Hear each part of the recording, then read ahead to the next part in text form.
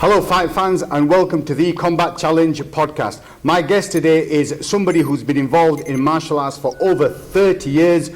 He's one of the first people to travel from UK to America in the 90s and train under Ken Shamrock at Lion's Den. He's also worked alongside A-list movie stars as a stunt person, and he's the head coach of GAMEFIGHT Halifax. He's also competed on Pancrase in Japan. He was the first British person to go across and compete there. Mr. Les Allen, thank you so much for joining us, my brother. Thank you, mate. It's a pleasure having you on, man. Thank you so much. Usually I have like loads of set questions and stuff I ask people, but for you, Les, I don't, because there's not enough questions that I could ask to kind of go through the journey that you've been through. So I'd rather you talk to us about your martial arts journey from a young age, what sort of sports you got into, why you got into it, and take us along that timeline. Okay, so, wow, all right. Before Alzheimer's sets in, I kind of started, I mean, the personal journey was when I was a kid, so I got bullied a lot when I was at school. Different colour skin, this, that and the other. There's stuff that kids do, you know, but the main thing was like,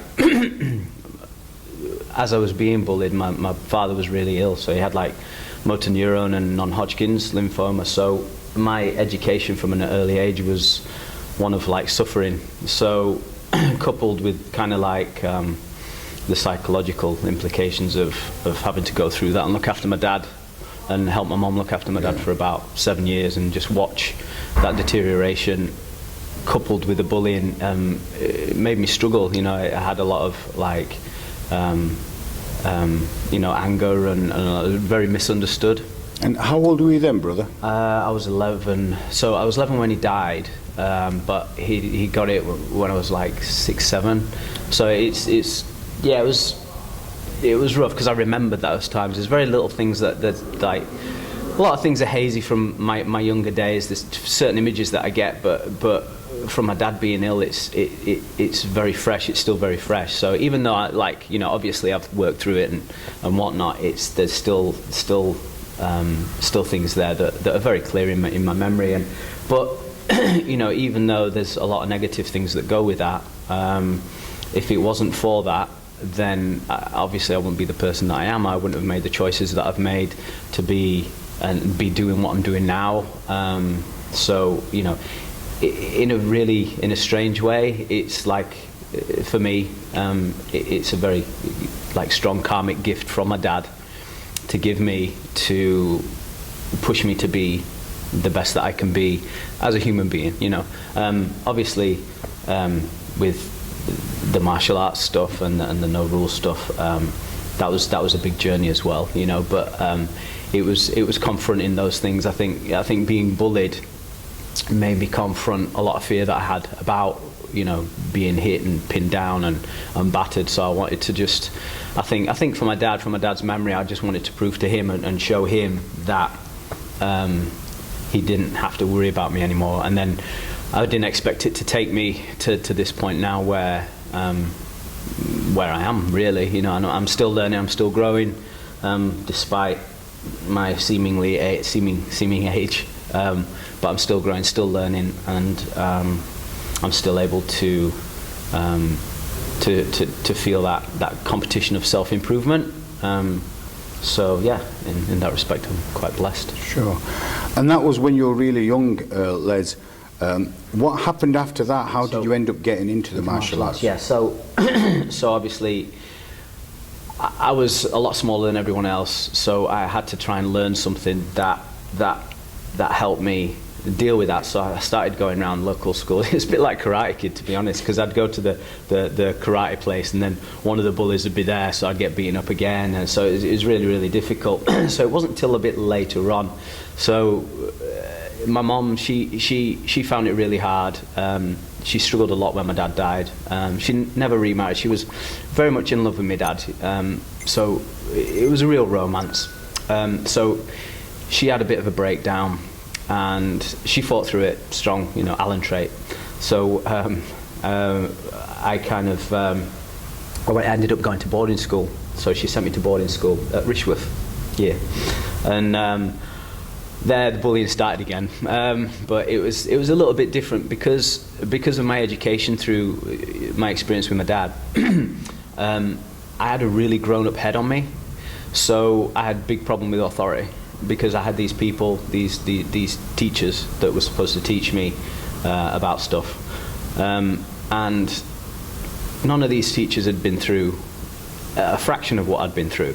None of the like the strength that I had to muster as a child, the speed in which I had to greet things as an adult was far beyond any of these so-called adults. So when they were telling me, you know, to do this or the morality behind this, I was like, I don't think so. Do you know what I mean? I've been through this, and I'm not listening to what you're saying, because what you're saying, you know, I'd get into a big head, I'd get into a John Danaher about it, you know what I mean? So I'd get into the head game and I'd just suss them out. So I ended up getting into trouble a lot. I nearly got expelled, so I needed to kind of push my attention into something else. So funnily enough, and it's like martial arts unrelated, but I ended up going into gymnastics as a kid. So I think that physical outlet really helped me in terms of something to focus on. And if it wasn't for the fact that I was supporting the school and had that kind of that positive thing for the school, I wouldn't be at school. I'd have been probably expelled. So you were doing that at Rishworth? Yeah, I was doing that at Rishworth, and it wasn't until I left school that I started martial arts, really. But it's that whole journey I think is important, you know. I mean, gymnastics for me was a really good way to kind of regiment and discipline myself physically, to be able to compete and get some kind of reward that had nothing to do with anything that I'd been through. So it was a really good place to kind of channel my focus. So it really did help in terms of putting those things that had happened to one side. And then later on, obviously, you know, Bruce Lee and Jean-Claude Van Damme back in the day, they kind of inspired me to take up martial arts. And because I'd left school, I had no connection with any of these bullies. So it was almost like I could pull myself away from that and start as a new person. So then I started doing all these martial arts, and I found that I was quite good at them. So I just started basically bouncing around. So I was bouncing around from Muay Thai gyms to Tang Sudo gyms to Kyokushinkai, which was probably the one that I spent a lot more time doing to begin with. So it's like my striking, you know, striking Is aspect that of karate, it. Yeah, karate. It's like a hard style of karate. Yeah. So it's like, it's full contact, but you don't punch to the head. So it's a bit weird, but it's but I've seen those head kicks, brother. It's a strong style. Yeah, it's a strong style. So, and it doesn't take long to get your hands to, you know, to coordinate with that once you get used to it. So. Yeah, it's good. So then from there, I'd done some local competitions and whatnot, and then national competitions, and I wanted to kind of go beyond that, you know, because there were a lot of rule sets and a lot of rules that made it favourable for that style, you know, and I didn't feel that I was complete as a fighter. You know, so I wanted to learn different aspects, and I wanted to fight other people with different styles, and there wasn't anything like that around at that time. So was this like the mid-90s then? So this would have been. So I left school, I think, at 88, something. Yeah, I think it was like around about 88. So like 90s, so like early 90s, I think. Yeah. So it'd have been, like late 80s, early 90s. And MMA, as we all know from the UFC, that wasn't around then, so nobody knew about that, right? No. So the only competitions I could get into were like underground things in Manchester Chinatown against like Muay Thai gyms and stuff like that, which I did really well. I won. Then it started coming across. So I'd gone to, I'd spent time, so like from kind of that early age, I wanted to go to Japan. So I wanted to learn a lot more of that kind of thing. So I was aware of, in terms of what had happened with my dad and the questions that I had about life, about death, where you go when you die, you know, how is death the end? Is it a blackness? Is it something that you don't come back from, that you don't bounce back from? You know, my education at school was in Christianity, so different. You know, like it was mainly Christianity. So, and it didn't make sense to me. It's not that the Bible is wrong. I'm not saying that. What I'm saying is it didn't make sense to me. So I started looking into Eastern philosophy, you know. So I was looking into Buddhism and then different religions, Confucianism, all that kind of thing. So I started to make sense of what happened. So you know, in terms of like Zen Buddhism and Tibetan Buddhism, there was a real emphasis on reincarnation and on understanding the nature of life. So that took me to Japan to be ordained as a Buddhist monk.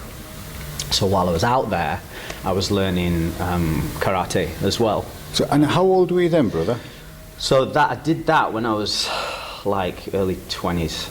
Early 20s. So I went there and I was there for about a year, studying, well, just basically getting up at 4:30 in the morning, chanting sutras, eating, meditation for hours and hours and hours, and then I'd do some training in the afternoons in like kind of in the mountains and the woods and whatnot. So how did that come about, brother? How did I do it, or how? No, how did you end up going to? It's funny. I just saved up. I didn't have a job. I ended up actually. I had a motorcycle accident. I had a little 125, and I ended up having an accident, and my knee went into the back of this car or whatever, and I ended up getting paid some money for it. So I was like, right, this is the money I need to go to Japan. So all my mates were like getting drunk, going to a Coliseum, getting smashed, getting thrown out, and then we went to Ibiza or whatever, and I just went to Japan, and they all thought I was crazy. So I went to Japan and did all that stuff, and I'm really glad I did. So after that, like while I was there, which is weird, so while I was there, because there were two places where I was going, so in the afternoon I would go and I'd train in a different place, but meanwhile I'd be at the Zendo, so I'd be doing the meditation. So the abbot wanted to know where I was going, so I was, well, I'm doing this, that, you know, I'm going to karate to train this, and he goes, oh, and he did kendo, so he was like a bit of a, he was a kendo expert, and he goes, I've done kendo, I used to do it for a long time, and he just suggested, he says, you're wasted here, and I was like, I thought I was getting kicked out, and he goes, no. He says, it's easy to be an abbot or a monk here because you have food, you have study, you have friends, there is no anger, there is no pain, there's no suffering. And he says, it's a very hard place to reach enlightenment. And I was like, but I don't understand, because this is like a temple, this is where Buddhists go. And he goes, yeah, exactly. And he says, out there is more difficult. He says, if you have a wife and you have children, then you have more things to control, more things to be able to set free, more things to understand. Yeah. So it's harder. So the more you learn, the easier your next life will be. And it just kind of clicked, and I said, right, okay. So that's when I came back, and then started doing more and more martial arts and whatnot. So then just before I'd flown back, I went to visit a friend in Kyoto, which is a beautiful place, like my favorite place in the world, absolutely fantastic. Well, that and Rio. So while I was there, I watched UFC 1, and it was Ken Shamrock versus Royce Gracie. And it was Ken Shamrock being told to take his boots off, but Royce Gracie could wear a gi. That episode. So I thought, wow, okay, this is different. Like, yeah, these guys that are kicking and punching, they're not getting anywhere. What? This is like great. I've got to learn this. So I went back to England, and I found that there was a free fight event, and it was held by Lee Hasdell, who was at that time he was fighting for rings. Lovely bloke, great bloke. So I basically was training what I could in submission wrestling, and I started leaning towards a lot of the wrestling stuff because there wasn't much BJJ or judo stuff, so I was leaning towards the wrestling and catch wrestling. So I did there was a championship there, and I ended up getting choked for the first time. Yeah, but I got to like the last thing, and I was like, wow, what the hell just happened? I had to I nearly got things went black. So so yeah, I'd lost that, and then I was like, right, I'm going to learn this. So I kind of learned it, and then the title fight came up again. So I jumped in, and I got a nudie around me in about 1 minute 20 seconds. As soon as I grabbed the guy, that's it. I twisted him up, and I thought, yeah, I'm quite good at this. So then after that, I entered like submission wrestling championship, and I won that like 2 years in a row. And then from there, I was like, right, okay. And then I watched another UFC, and Ken Shamrock was doing an interview, and he was like, right, if you want to join the Lion's Den, then get in contact, blah blah blah. I was like, right. So like literally 10 minutes, I was like trying to find. And I phoned him up. I says like, can I come and join? So he goes, yeah, you got to do this tryout, blah, blah, blah. And I says, right, what do I have to do for this? So he says, you got to do 500 squats, 500 sit-ups, 500 leg lifts, 500 this, 500 that, do this, do that. Run up these bleachers, then you'll fight one of the guys in kickboxing for 5 minutes, then you'll fight one of the guys in no rules for 5 minutes. So I was like, right, okay, yeah, I'll do that. So, did you know anyone who'd done that? No. Wow. No, I didn't have a clue. So I went back home, so I went back to my mum, made sure she was all right, and then I was train every day, and then got the money, and then booked off to the US.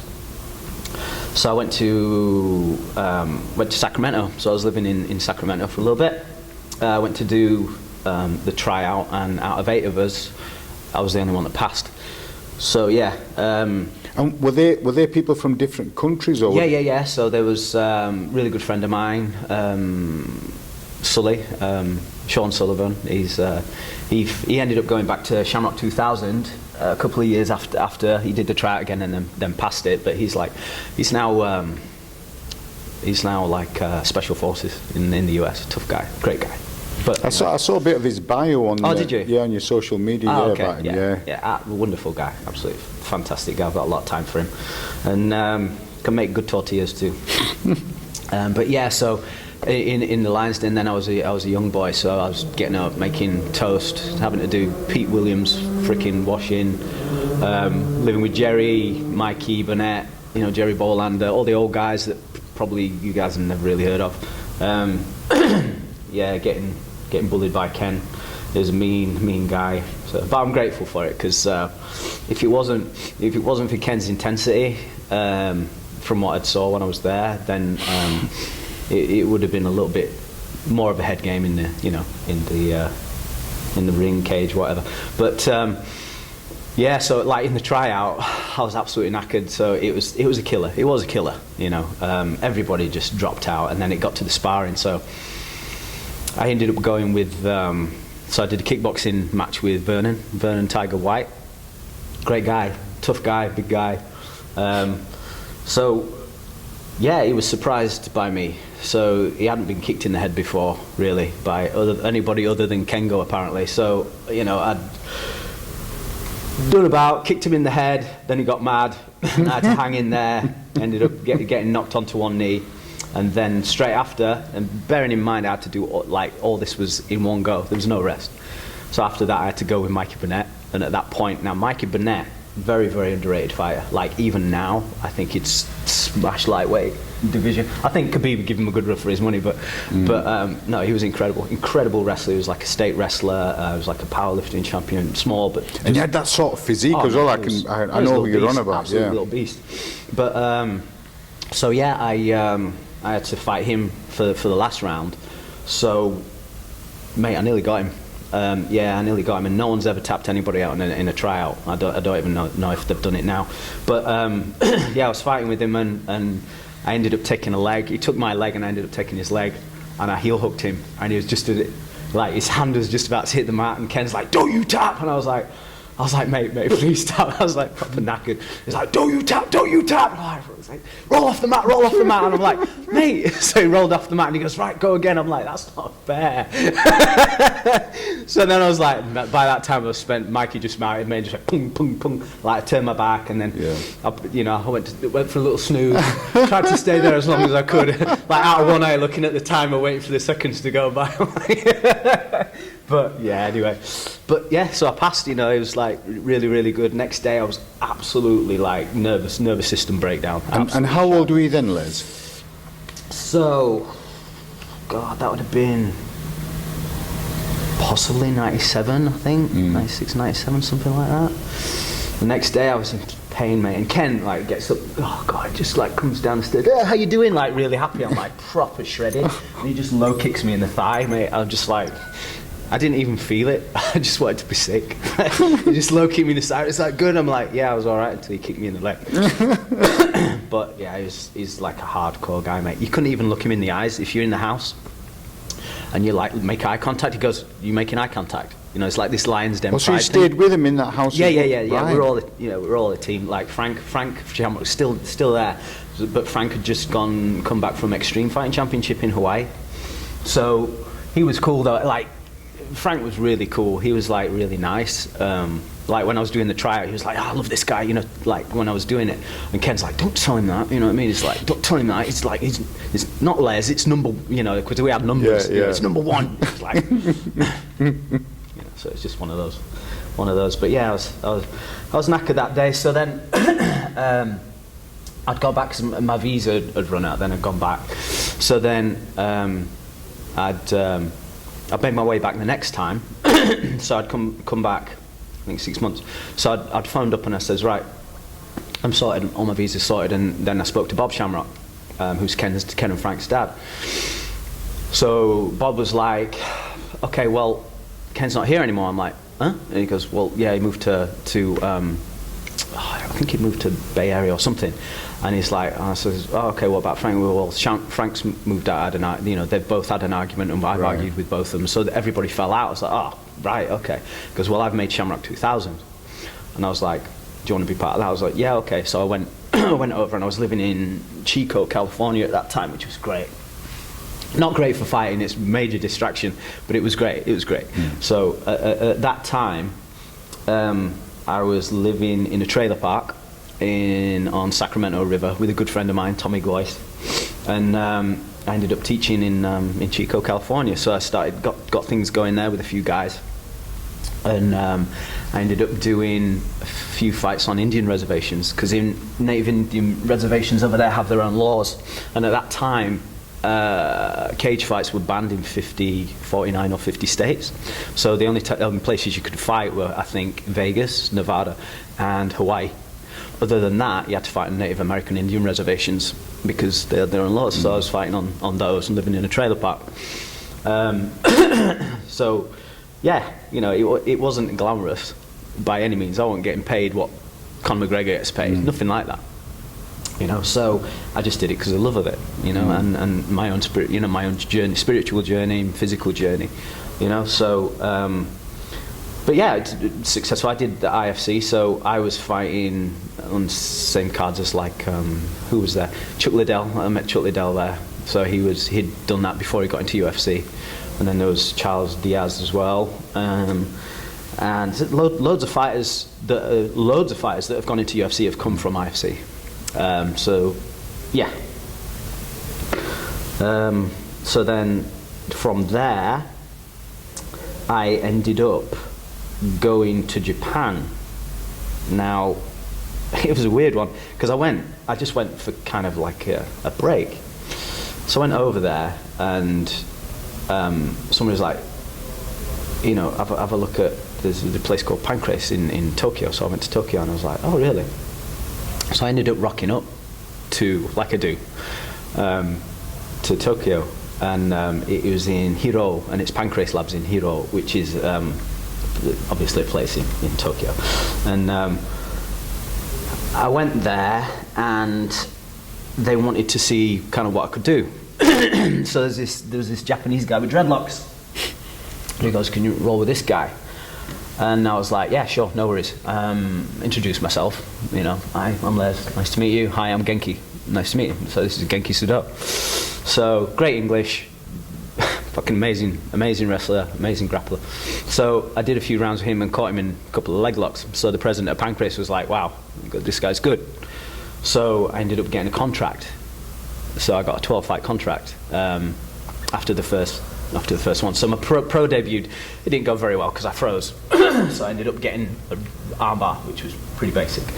But it was my own fault. Like, I got like overwhelmed. The crowd was huge, and I'd never fought in front of that many people before, and lights and everything. So I was like in a bit of shock. So the event certainly did get to me. So anyway, but Genki had cornered my bout. So yeah, I ended up getting a 12-fight contract, and then after that, so that was in 1999, and I think either November, I think it was November 1999, I fought Kosei Kubota. Now, I should have, I ended up losing that on the decision, but I should have had that. But it's the thing when you're a newcomer, and you know, if you don't make a convincing win, then it's not going to happen, especially on a home ground. But still, I'm not fussed. Kosei knows the score anyway. Yeah, after that, I just felt so comfortable. I felt in my vibe, and I was ready to go. I was ready for this like contract. I was like, yeah, fantastic. I've kind of made it.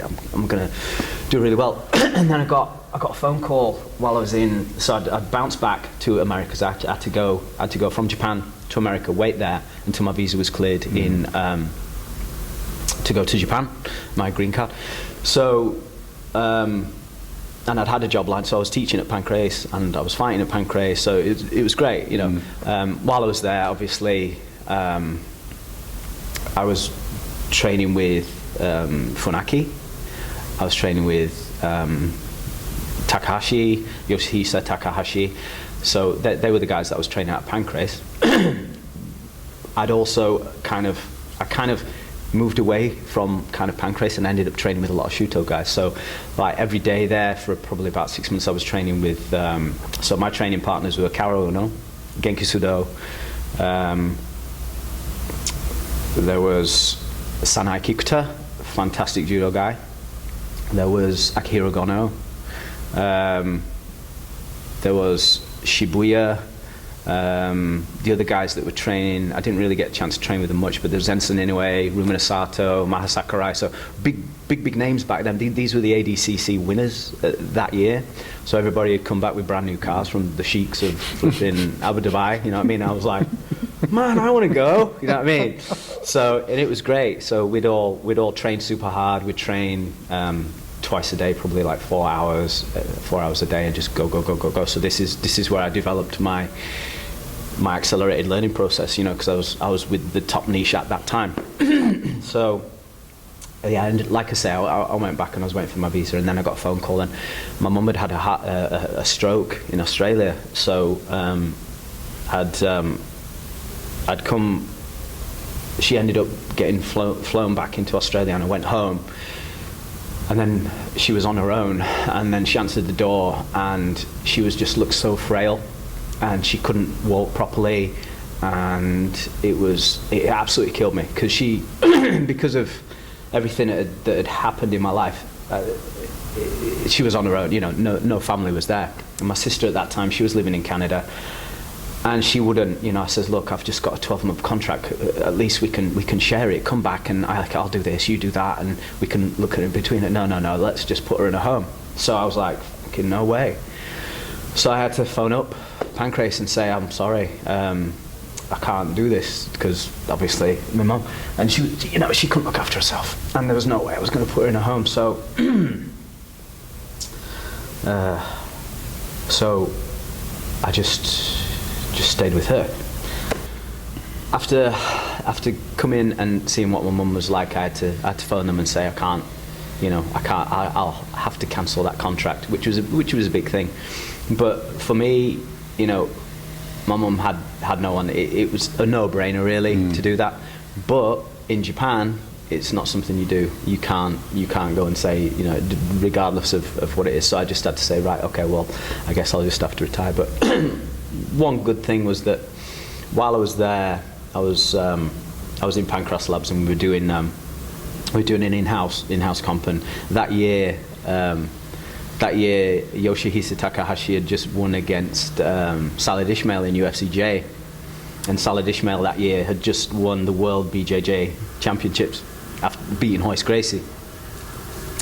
And then in that comp at Pancrase Labs, I ended up armbarring Takahashi.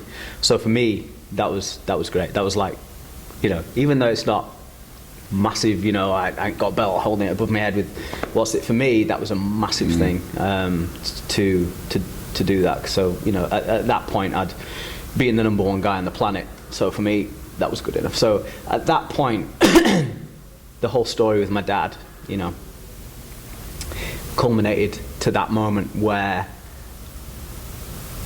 I knew that he was kind of there going, you did it. You don't need to prove yourself to me anymore. You know? So I was like, that was good, you know. So then after that, I came back, and then I started teaching in England, and I ended up teaching somebody that got me into my first ever stunt job, which was cool, you know. So that was the whole, you know, the whole next kind of chapter of what had happened. So there was a guy called Reeves, and I taught him for a good few years, and I ended up taking him training him for the World, I think, Sport Jiu-Jitsu Championship. So that was a combination of like it was like a light contact kind of UFC type semi-contact thing back in the day. You know, do you remember when semi-contact was there in karate, and there was like Laogar Kung Fu, and then there was what was it? The Taekwondo, and then there was freestyle karate. So there was like Bob Sykes, and then there was all those kind of guys. And Buster had been training with so Buster would come and train with me because he'd heard that I'd trained, you know, in no rules fighting. So I ended up teaching him for ages. And then Buster got on the British Stunt Register. And then at that point, he ended up doubling for Christian Bale in Batman. So then he gave me a call. He says, "Can you come down and do some of the fights for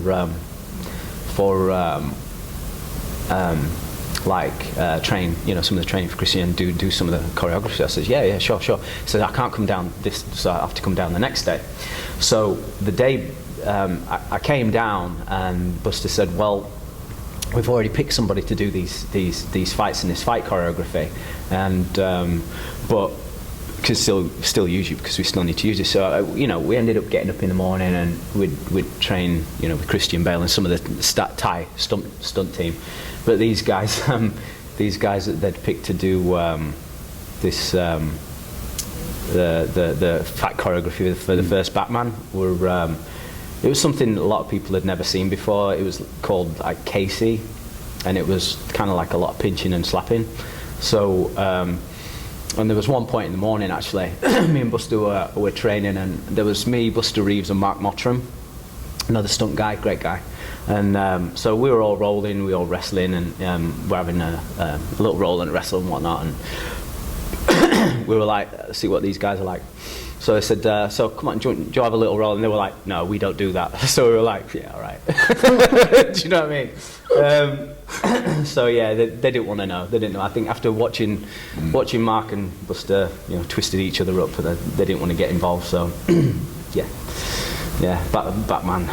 I think Batman would have chosen our style, to be honest. But ironically, I think Jean-Jacques Machado, I think that they're doing the new. I think they're doing the new Batman. I think they're doing the fight scenes for that. So right, yeah. Is that the same person who did Keanu Reeves? Did he do some work with Keanu Reeves? Who? You just mentioned. Jean-Jacques Machado? Yeah. Maybe. I don't know. I know that I met. I was working on Grimsby. Yeah. And there was Keanu was stunt double in The Matrix. I can't remember his bloody name. He's like a right famous second unit director and stunt coordinator. Anyway, no. That's got me thinking. I'm going to have a look and see if I can Google them. Just trying to find. Yeah, so these are the guys that he trained with for the John Wick.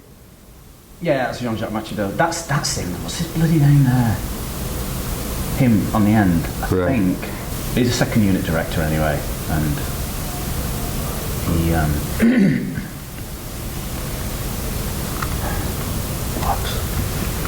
Anyway. Where you going, brother? Sorry, mate. I just didn't get the phone. Oh. Sorry, dude. No worries. Just doing the editing. You know what? Do it later. Anyway. Hold on, let me sit back. So anyway, it's not important. It's just, you know, when things get stuck in your head. Right, so, wait, Batman. Yes, you're on about Batman and how it would have been better if. Yeah. So, and after that, I started getting into like the films and stunt stuff and whatnot. So I did little bits here and there. So while I was teaching in Halifax, I kept like moving off and doing kind of some of the film work. So I kept getting picked because at that point I was doing a lot of crazy stuff as well, like jumping off stuff and doing flips and, you know, taking some of the gymnastics and combining it with the martial arts and whatnot. Or chopping the tops of conifer trees with blades, brother. Yeah, doing doing the kung fu hustle thing, mate. Yeah, doing all crazy stuff. So it was kind of new and exciting. Then it's like that was kind of like the precursor to parkour and free running and urban gymnastics and all the rest of it. So I started doing a lot of performing, like circus stuff and getting involved in kind of that thing, which was cool. But I'd done it at quite a late age, really. So I was like in 30s when I started doing all that stuff. So yeah, it was quite exciting, you know, getting involved in all the film stuff. And later on, so I couldn't really establish a proper gym or an academy or you know teach jiu-jitsu, and because I kept bouncing back and forth, so any students that I would have, you know, they appreciated the training and they were getting good training, but then they would, you know, obviously I'd go off and do a stunt job. So it wasn't till like kind of recently where I've said, right, okay, now I'm going to focus and start teaching what it is, you know, I'm doing to other people.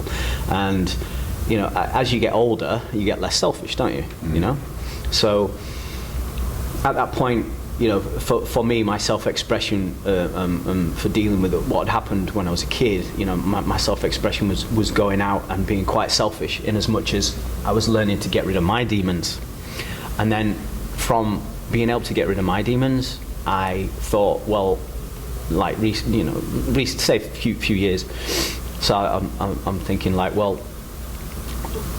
I thought back to the same master that I had at the temple, and he said, he didn't say anything, but it's like I was speaking to myself, and I just thought, you know, I can do all these things or use all these skills that I've learned and all this control over myself that I've achieved, and I can use this to make money for myself and acquire material wealth and acquire all this kind of stuff, or I can use what it is I've learned and help other people achieve mental stability, mental clarity, freedom of their heart and mind and spirit.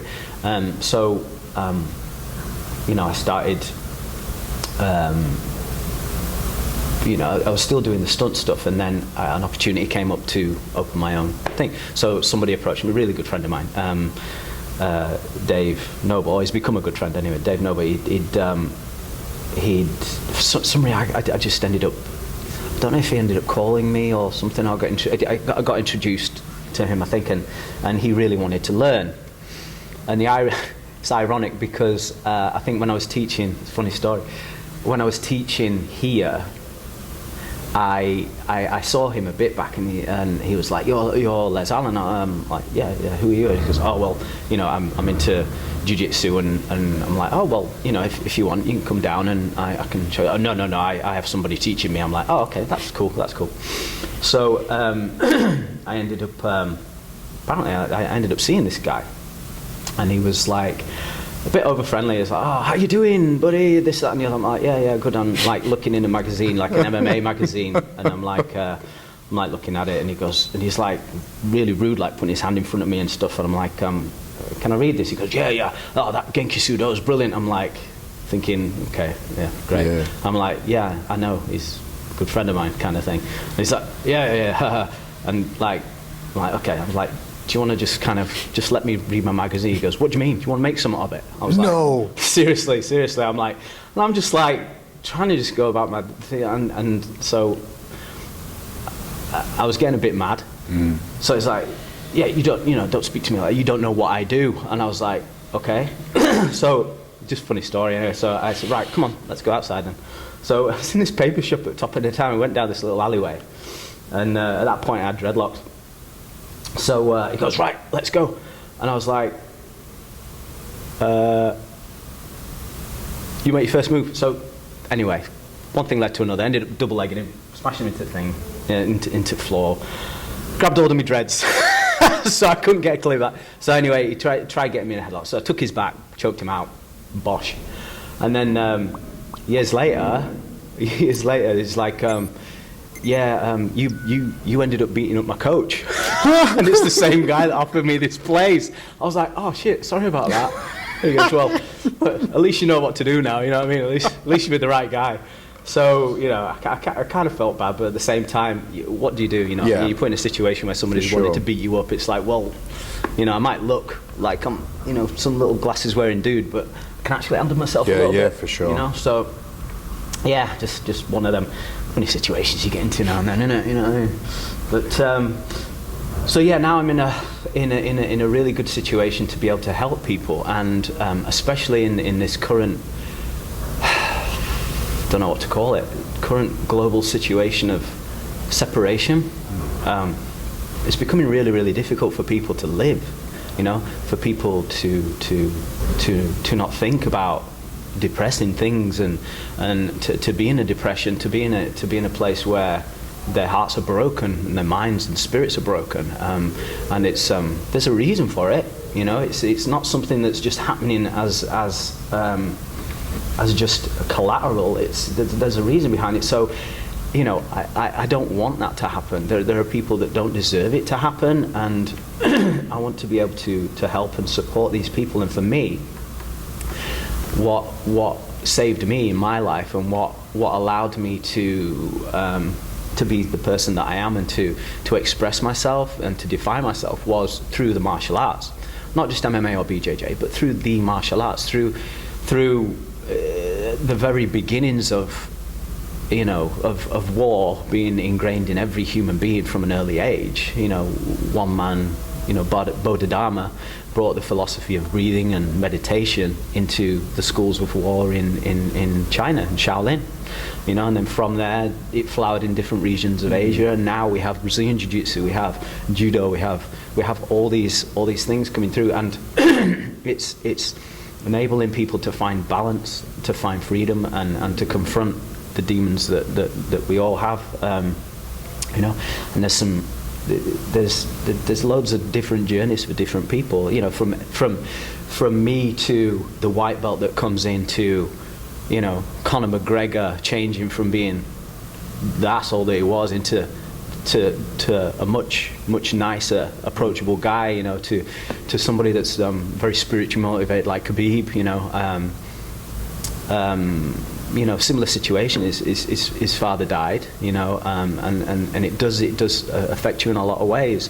So it's not about beating the next man up, you know. It's about your journey and defining yourself and getting rid of your demons. And I think being on the mat, or hitting a few bags, or whatever, you know, any one of those aspects, any one of those disciplines can help you overcome these terrible things that happen in life, because there's only one certainty when you're born, and that's that, you know, you are going to end at some point, be it earlier or later. You are going to end. So the sooner you confront that, the sooner that you're aware of that, then the better it's going to be. But not just that. I think one thing that people neglect, and one thing that makes it very difficult for people to endure, is the fact that they think that death is the end. And this is so important. And this is a defining thing: is people come back. People they're reincarnated. This is not something that's like, oh, it's a religious thing. It's not. It's a fact. It's simply proven. You know, if you don't believe me, then just give me 100 years and I'll have a chat with you then. But no, it's a very real thing. And once you have a look at that, and once you think, well, actually, it's not the end, then you can make moves to actually be here for a longer time. You know, so you can teach your children and your children's children that it isn't the be all and end all is this life, because it's not. So you can enjoy, and you can push through, and you can make something good of it, and not just think that this is all we have. You know, everything is in the palm of your hand. Every experience, every positive thing that you want to bring is in your hand. If you create it, you have to manifest it, and it is completely achievable. You know. Sure, but then there's so many people struggling nowadays, my friend. You know, especially Not just the physical, because it's the mental side that then kind of steers everything else, right? It is, you know, like so many people taking their own lives, and it's not just that. There's a lot of aggression out there as well. You know, people have a certain image to uphold, you know, and they're willing to kill people for an image. They're willing to kill people for a status or an invisible kind of personality that doesn't exist. It's a really awful time. It really is. But you know, and like I say, you know, for me, this is the way. You know, it is the way, because you come in contact, you come into connection with so many stresses and anxieties. Everything that you do on the mat subliminally programs you to be able to confront it out there. So even if it's a conversation, you build up a strategy to deal with an opponent on a mat. You can go through many submissions, changes, sweeps, reversals. All those things, all those terms are applicable in any mental situation. The same on the door. I worked door for 20 years. Thankfully, I've knocked that on the head now. But there are so many situations that you might think require physical intervention, but you don't have to. You know, once you can kind of associate with someone, once you have that connection, and that's what they're doing when they're aggressive. It's not something in you; it's something in them, and alcohol brings it to the surface. So you get these people with it is a chip on the shoulder, and you've got two choices. You can either knock a chip out of the tooth, or you can kind of relate to them. If you relate to them, then suddenly they come from enemy to your best friend, and that's when you go, oh, you're a great dom, and you're ace, or you know what I mean? You know, all these are crap, and you're really good. You know, so I used to get a lot of that, but it's once you understand where they're coming from, then it's almost like they're offloading on you. And the people, human beings, naturally they should be connecting with people. And I think when people feel separate, that's when they want to come in and be aggressive, because they're not actually wanting to hurt. They're wanting to be recognized. They're wanting to be seen. They're wanting to be heard, because you know, certain things in society don't allow them to do that. So it's really stressful on them. And again, like you say now, it's even harder because people aren't being able to be connected. So it's harder for them to do it. So, and I think it's so important to come together. For sure, brother. Now, tell us a little bit about your gym. What's it called? Are you affiliated with anyone? Where's it based? And if somebody was to come here, what sort of stuff would they expect? Well, God, they could expect anything and everything. I've got a pretty extensive background, so my initial background was in catch and freestyle, kind of wrestling and submission wrestling. So a lot of the Japanese kind of style, like Sakuraba and whatnot. So you got to remember, I was taught by, a lot of the things I was taught by Karo Uno, Sudo Genki, Akira Gono, Sanai Kikuta. So Kikuta probably taught me a lot about butterfly guard. So my butterfly guard's all right. And, a lot of the submission stuff. Leg locks. I mean, I was taught Sambo by Valery Ignatov, he was in the UFC. He wasn't the best striker in the world. And he'll admit to that. In fact, he was god-awful. But if he got you to the floor, you're in deep shit. He could just twist your legs off. And, he blew my ACLs, my LCLs, blew he blew my knees out pretty good, but they're okay now, touch wood. But yeah, he was incredible. So, I've got an extensive background. So you will learn no-gi as good as you will anywhere else. You will learn, I got affiliated with, so through doing the no-gi originally. So that was my base of submission. So like with the catch, I got into no-gi and incorporated the leg locks. So a lot of the stuff that I was doing then, it's only just coming now, which is crazy. I see some stuff now and they're like, oh, it's this Z guard and this guard and that guard. I'm like, dude, I was doing that like 20 years ago, So there's probably a handful of people now that are doing the stuff that I'm still doing now, So it's only just kind of hit where I was at now. And we're talking like Gordon Ryan, Nicky Ryan, Imanari, So yeah, it's all here. It's all prevalent here. Greco-Roman wrestling as well. So there's a lot of suplexes that I teach here. Proper as well. They're not something just to throw people on the mat. I'll teach the correct technique. It's that's what happens when you get old. It's all technique. Don't believe me? Ask John Danaher. But so yeah, you can expect a pretty good comprehensive take on every aspect of the game, really, in terms of MMA. In the BJJ, I as I've taught quite a few people from the north. In fact, pretty much most people that have a gym up north is my responsibility, in a way. So we got Mark Spencer, we've got Nam Hong, we've got them Butlin lads, whoever they are. I did a podcast with Ian. You were proper singing your praises. Ian Butler, yeah, mate, definitely. I've got a lot of time for Ian and Andy. They're lovely guys, great guys, mate. They're naughty boys, but they've got a place in my heart. Always will do, and I'm always there for them. Always there for them. Always will be. I need to give them another call as well. So yeah, like I say, most people and hundreds of people. It's as you get older, you forget how many people you teach. I do get people saying, "Oh, it's me. How you doing?" And I feel bad because I don't know if it's Alzheimer's or what, but I don't know who some of them are. So I'm like, I'm always polite because obviously if I've taught them, I've spent time with them. So but so yeah, I've been a long time teaching. But one of them was Mabsy. So Mabsy runs GAMEFIGHT in Leeds. And I've always had a lot of time for Mabsy. There's always been a lot of politics in Brazilian Jiu-Jitsu, as you can. The same thing now. It's still not died off, But back in the day, people were bad-mouthing me.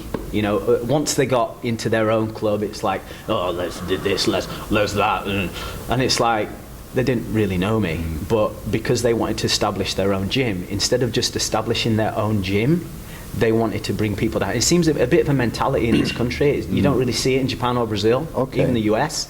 You don't really bring people down to bring yourself up. Here, it's a lot more prevalent. So, but I left them to it. That's kind of why when I kind of drew back and disappeared, I just let them deal with all that. I knew what I was capable of, and nobody wanted to come and mess with me front to front. So it was just like, well, you're full of shit. So, and it's like I say, it's even prevalent now. You just got to look at Gordon Ryan slapping Galvao. It's the same stuff. You got Galvao mouthing off at Gordon Ryan. The Atos lot mouthing off at him, and then you've got the falling out with Keenan Cornelius and all that stuff. And but I can relate a lot to Gordon Ryan because he's establishing his own strength and style, and they're just a great team. And it's just because they're not Brazilian, they're trying to get kind of like, a lot of people are trying to stop them getting anywhere, but it's too late. It's too late. They're brilliant. They're absolutely fantastic guys, and they're brilliant at the game. But but this is the thing. It's just that mentality. There's no room for that mentality, really. It's especially when you're trying to improve yourself and improve your heart, improve your mind, improve your spirit. You don't need people dragging you down and making it difficult. I mean, yeah, sure, you want to win a medal or you want to win a belt, but you win it through fighting, not trying to different ways, different psychological means in which to take it off. You just get in there and just go for it and see who's the better man. Sure. But Mabsy, yeah, Mabsy's great. So I've got a lot of time for Mabsy. And I trained with him, and obviously with yourself years ago, a long time ago. We're talking was it over 20 years ago? Yeah. When you first started in Halifax, just detouring, but when you first started, which gym was it? Was it Body Station or was it somewhere else? It was, I think it was, where did we train? Body Station. Body Station, that was the first place underneath. We got, yeah, underneath that little room, yeah. So were we like your first students, brother? Because I remember seeing Buster Reeves there, Mabs there, the Butlins were there. You will have been. Yeah, you will have been. So yeah, I think you pretty much went through quite a bit of a transition. So I think you were there. You were there when Buster was there, and Glyn Tolley. Yeah. So you were there with Buster and Glyn, and then Darren Ward came. Yeah, of course, yeah. So Darren's part of Gracie Barha in Bradford, is it maybe, or Huddersfield or something? No, Bradford. Yeah, okay. yeah. And then that was when there was Spenner and the Butlins. Yeah, the Butlins, and then Utley, Sean Utley, Carl Utley, Beefy. When there was some session, you'd make us do like 300-400 squats, and I was thinking, why are we doing all these squats? And now I know why, because you had that mentality of it all, and you know. Oh, Ken was mean. Brother, like, you want the most pleasant sometimes. Yeah. But it is that character. It definitely. What's happening is every single person that's had some sort of connection with you as a student, you've instilled something in them. Mm-hmm. You know, it kind of gives them that, as Eubank would say, the warrior code. It gives them that something. You know, it might be diluted, a lot diluted from what you are, but you've resonated with them somehow, right? Yeah, and I'm glad I have. You know, I'm glad I have, despite the backlash. You know, you know, it does hurt. It does hurt, and that's why, you know, there was a point where I kind of withdrew, because, you know, I was trying to help people out, but they just basically took it, and then once they're taking it, they just give you shit. Mm. You know, and it was kind of like, oh right, well, thanks a lot, appreciate that. You know, so I just, yeah, you know, it took a while to let that go, because it stopped me teaching. Mm. You know, because I just thought, well, what's the point when you just get crap for it, you know? But now, you know, I see a lot of people that have done that to me get it done back to them, you know? Sure. And they wonder why, and it's like, whoa, you know, it's like, that was your mentality, that was what you wanted to do, and that's what you're going to get in return. So Mabs used to be training as well. So me and Mabs used to train, yeah. I ended up, I spoke to Mabs a couple of years ago, because I hadn't spoken to him for ages. And he was like, yeah, well, I got involved with Vinicius Amaral in Brazil, and I wasn't really au fait with the BJJ like world, you know, with the gi and stuff. And I've done no gi for a long time and wrestling for a long time, so it's kind of like, well, I'm running out of things to do. So I was like, right, let's just have a go at gi, you know. So I think I've started. What am I, 49 years old? So I started doing gi at 48, so not long ago. I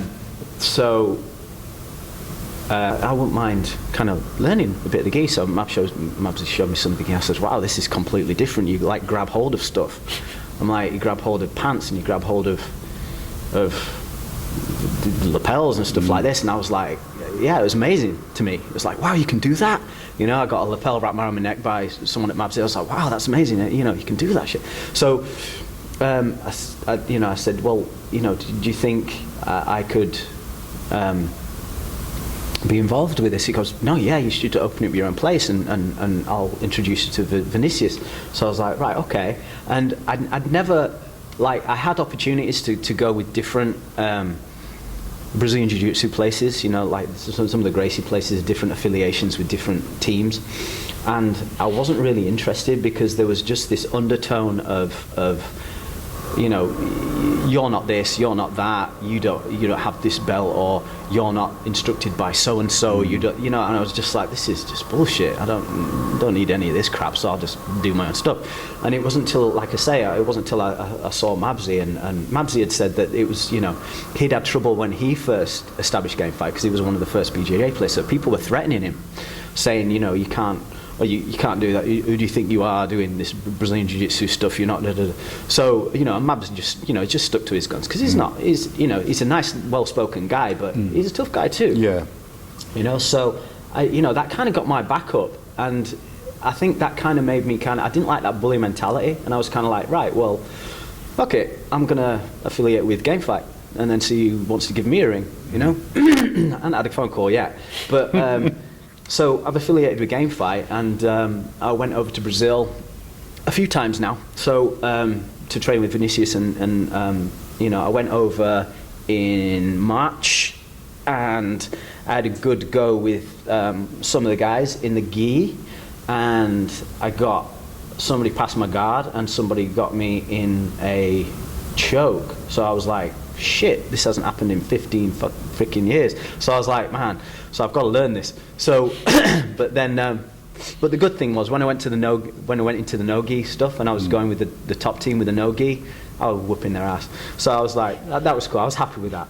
But then, so I was like, I've got to get hold of this, because you know I'm in trouble if I start competing. I'm in trouble. I'm going to get my ass kicked. So I went back. You know, I just like, so since then I've just focused on gi. So it's between March and November. I went back in November, and I fought the guys like the purple and browns, black belts over there again in November, and yeah, I got all the taps. Nobody tapped me, nobody passed my guard, nobody mounted me. So I was like, yes, I'm starting to get a grip of this. I was getting penalised for a lot of illegal stuff though that I just don't quite have a grip on. So like, I was catching people in like crucifixes and face locks and like, is that your catch wrestling thing? Yeah. So Vinicius was like, no, you can't do that. I'm like, oh god. It's like heel hook. No, you can't do that. I'm like, God, is that what you can do? So you know, I had to really change the whole aspect and whole game of it. So you know, I've been getting back into training and whatnot. So this time,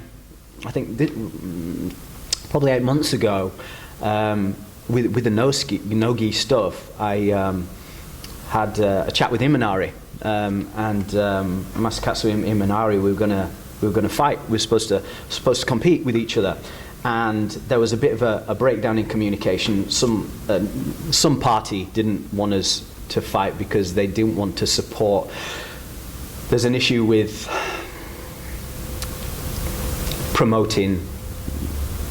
So they didn't want me promoting my gym or Game Fight Leeds because it was in conflict with them. So the card kind of slipped. But at the same time, the thing happened. You know, the thing that happened. So I'm not going to say what it is, but that's just ruined a lot of things for a lot of fighters. So it seems like that's been postponed. I know that Imanari still wants to. You know, we're still up for it, so we're still ready to go for that, but it just depends on the current climate with all this stuff. So it's either going to happen here or it'll happen in Japan, so one or the other. So we're still waiting on that, but yeah, I really want that. I think it's going to be a nice. Was he kind of came to fame to do with like leg locks and stuff? Yeah, he's great leg lock guy, and so am I. So that's kind of why we've got quite a similar background in training partners and styles. So he actually trains at Sanai Kikuta's place. So he so he teaches there as well. So it seemed like a really good kind of wholesome collaboration of let's see each other on the mat kind of thing. So I was really excited about it, but you know, I guess it's like I say, I guess it's postponed a bit. I wouldn't mind kind of learning a bit of the gi. So Mabs showed me something, and I said, wow, this is completely different. You like grab hold of stuff. I'm like, you grab hold of pants and you grab hold of the lapels and stuff like this, and I was like, yeah, it was amazing to me. It was like, wow, you can do that. You know, I got a lapel wrapped around my neck by someone at Mabs. I was like, wow, that's amazing. You know, you can do that shit. So, I said, well, you know, do you think I could be involved with this? He goes, no, yeah, you should open up your own place and I'll introduce you to Vinicius. So I was like, right, okay. And I'd never, like, I had opportunities to go with different Brazilian Jiu-Jitsu places, you know, like some of the Gracie places, different affiliations with different teams, and I wasn't really interested because there was just this undertone of you know, you're not this, you're not that, you don't have this belt, or you're not instructed by so and so, you don't, you know. And I was just like, this is just bullshit. I don't need any of this crap, so I'll just do my own stuff. And it wasn't until, like I say, it wasn't until I saw Mabsy, and Mabsy had said that it was, you know, he'd had trouble when he first established Game Fight because he was one of the first BJJ players. So people were, you know, just stuck to his guns because he's a nice, well-spoken guy, but he's a tough guy too. Yeah. You know, so that kind of got my back up, and I think that kind of made me I didn't like that bully mentality, and I was kind of like, right, well, fuck it, I'm gonna affiliate with Game Fight and then see who wants to give me a ring, you know. I haven't had a phone call yet, but so I've affiliated with Game Fight, and I went over to Brazil a few times now, so to train with Vinicius, and you know, I went over in March, and I had a good go with some of the guys in the gi, and I got somebody past my guard and somebody got me in a choke. So I was like, shit, this hasn't happened in 15 freaking years. So I was like, man, so I've got to learn this. So but then but the good thing was when I went into the no-gi stuff and I was going with the top team with the no-gi, I was whooping their ass. So I was like, that was cool. I was happy with that. But then so I was like, I've got to get hold of this, because I'm in trouble if I start competing. I'm in trouble. I'm going to get my ass kicked. So I went back. I just so since then I've just focused on gi. So it's between March and November. I went back in November, and I fought the guys like the purple and browns, black belts over there again in November, and yeah, I got all the taps. Nobody tapped me, nobody passed my guard, nobody mounted me. So I was like, yes, I'm starting to get a grip of this. I was getting penalised for a lot of illegal stuff though that I just don't quite have a grip on. So like, I was catching people in like crucifixes and face locks and like. Is that your catch wrestling thing? Yeah. So Vinicius was like, no, you can't do that. I'm like, oh god. It's like heel hook. No, you can't do that. I'm like, God, is that what you can do? So I had to really change the whole aspect and whole game of it. So I've been getting back into training and whatnot. So this time,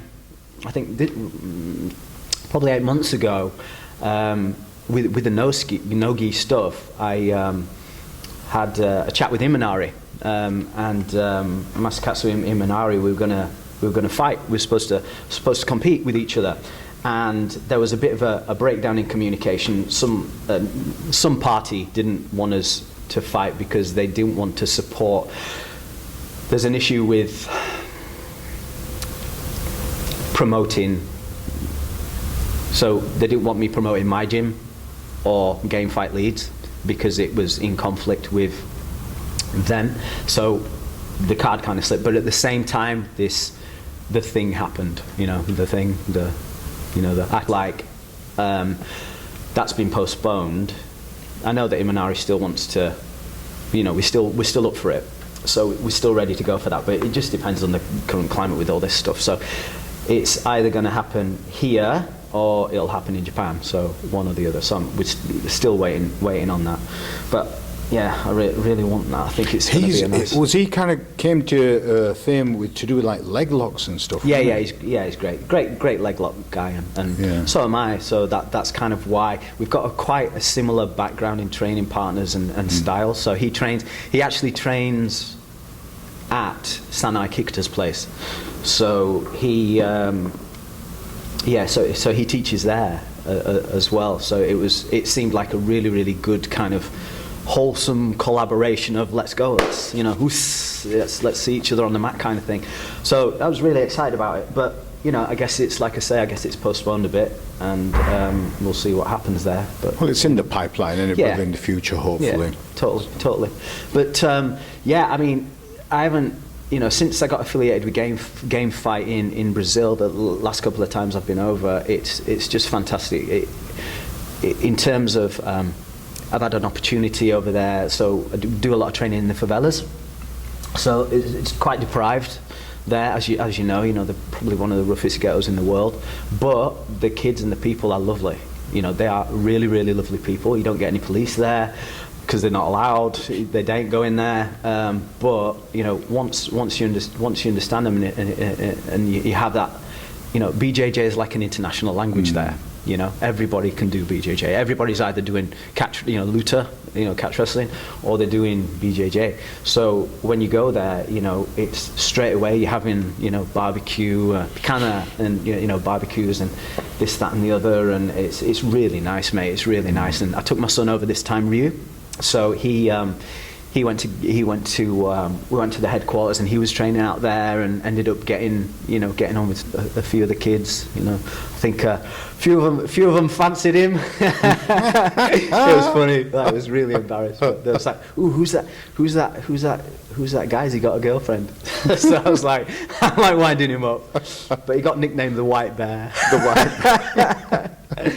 But he did really well. How old is he? He's 13 now. Oh man, yeah. cool. So he took to Vinicius, and Vinicius is great with kids, absolutely fantastic. He's such a good guy.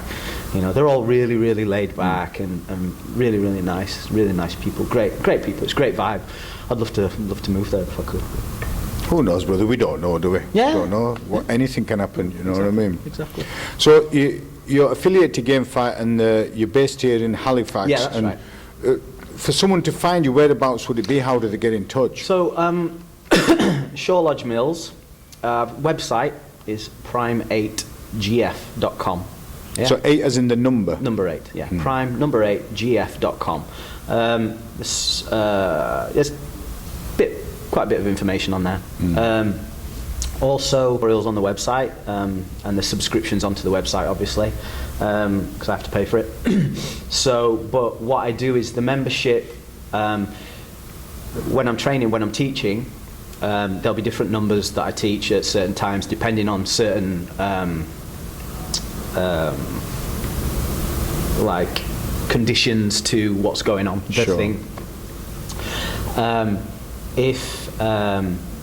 Depending on what goes on, they get the subscription free with a membership.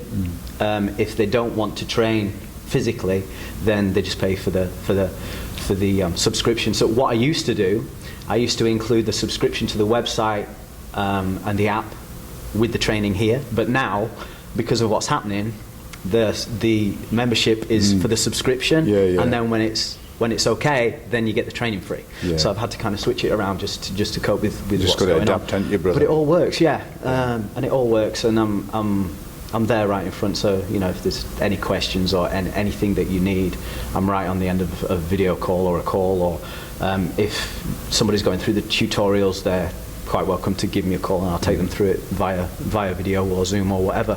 And I'm always putting videos on, filming in here. I'll have guest coaches in as well to help and go through moves and whatnot. So I'm always there, always ready to help. Yeah. For sure, brother, for sure. So, brother, we've talked a lot about your martial arts side of stuff, but we talked briefly about your stunts and what you've been doing and what you were involved in. But Jan told you, are you still involved in the stunts? And if so, is there anything you could share with us? Yeah, I mean, I've kind of moved away from a lot of the stunt work, mainly to focus on here and focus on the people. But I always work for, there's a particular that I will always work for, and it's nice because he appreciates what I do. He appreciates my skill in jiu-jitsu and my martial arts skill, and it's kind of like my if I'd have chosen a different path, I would be this guy, and ironically he's got a good surname. So his name's Brad Allen, but he's an absolutely phenomenal guy. We've got a lot to talk about. He's very, very busy, and we probably have more to talk about if we spent more time around each other, but him and his family are fantastic, and he always pulls me in for some wonderful jobs. I mean, I've done, God, I think we did Han Solo, Wonder Woman, Kingsman 2, and then there's this new Kingsman that's coming out, the prequel, and I think I've got something up with him this year as well, so I get to see him again, which is great, and spend a little bit of time with him. But he, fantastic, absolutely fantastic performer. He was in Jackie Chan's stunt team, so he worked with Jackie Chan a lot.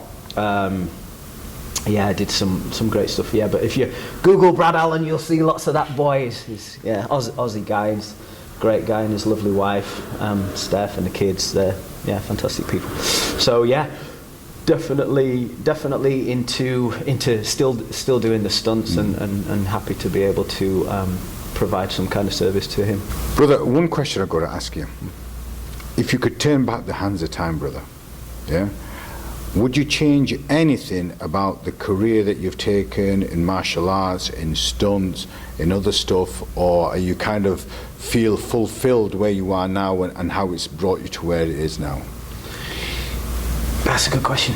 Yeah, but no. Now, had I have done the first thing I wanted to do, say I wanted to be a fighter pilot when I was a kid, and the teachers told me I couldn't because of my eyesight. which was a complete lie. So if I'd have done that, then that's what I'd do, and that's what I'd be doing, and that'd be the end of it. So that'd be it, you know. But because of my ability to move, and because of what I learn and where life's put me, it's given me the ability to be free. And the ability to be free and to move in and amongst everything has given me the blessings to learn so many different avenues of creativity, you know, and self-expression, and to rinse every moment out of life that I possibly can. Because one thing that I learned when I saw my dad dying was that even though he didn't tell me, I could see a lot of regret that, you know, he worked a lot and he worked away, and he didn't see me as much as he wanted to. So I wanted to take that lesson and fill my life with as much as I possibly can, and help people as much as I possibly can. So I think my expression and the choices that I have made to do these things in life mirror what I do on the mat. So you should really enable yourself to be free, to be able to move, to be able to create, to be able to take any negative aggression and get behind it and redirect it and then apply it and overcome it, you know. And you can't do that if you want to put yourself in a box. You can't do that. You're not able to be free. And subconsciously and deeply spiritually, it's unhappy. It makes you unhappy, you know. So no, I wouldn't change a thing, because I'm still able to be free, and I think that's the most important thing, to be free in your heart and mind. Well, it's interesting when you mentioned if you'd have focused on the fighter pilot, and that would have been it, and that would have been the end of it.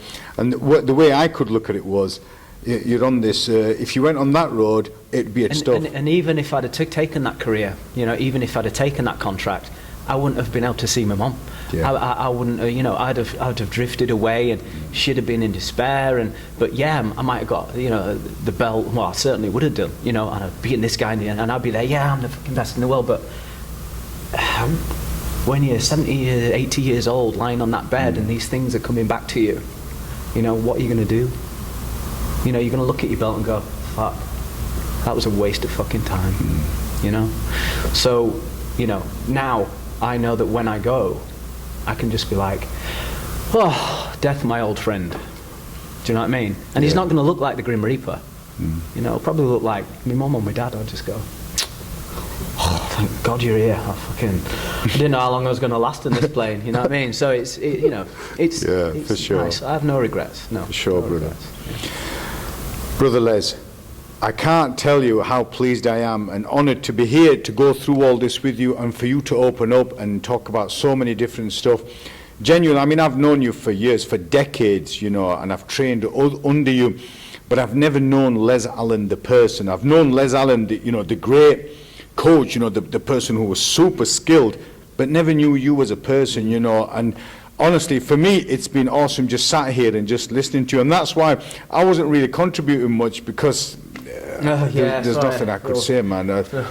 Honestly, I feel great just being here and just chilling with you and going through that. And I want to do this again with you, hopefully in the future sometime, my brother, man. And you know, thank you so much for taking the time out to spend this day with us, brother. My pleasure. I'm really glad that I had the opportunity to, I think, to show people kind of who I am, because I think I'm still misunderstood.